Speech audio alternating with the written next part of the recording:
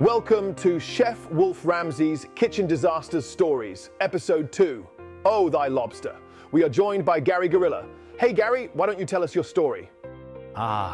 Kitchens. The place where magic happens, or if you're incompetent, absolute chaos unfolds. Let me tell you about a night I'll never forget, and trust me, I've tried. I walk into this so-called high-end seafood restaurant. The owner's panicking, the chef looks like he's seen a ghost, and the kitchen smells like a shipwreck.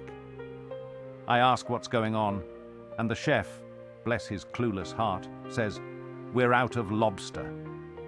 Out of lobster? It's a seafood restaurant.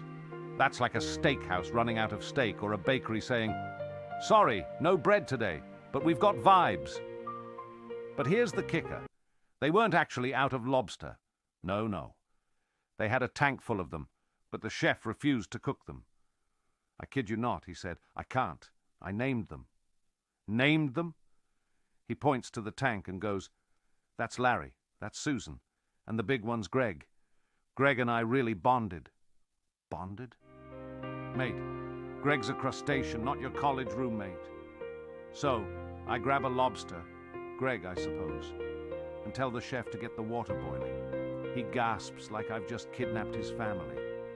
Meanwhile, the customers are getting restless, the waitstaff's losing their minds, and I'm standing there having a moral debate over a lobster named Greg. In the end, we served lobster that night, but the chef spent the rest of the evening muttering, "Sorry, Greg," under his breath while plating the dishes. And guess what? The guests raved about it. Best lobster they'd ever had. So, what's the lesson here? In a kitchen, you don't name the ingredients, you cook them. You want emotional attachments? Get a dog. You want great seafood? Don't get sentimental with shellfish. If you want to hear more kitchen disaster stories, smash that like, subscribe, and comment.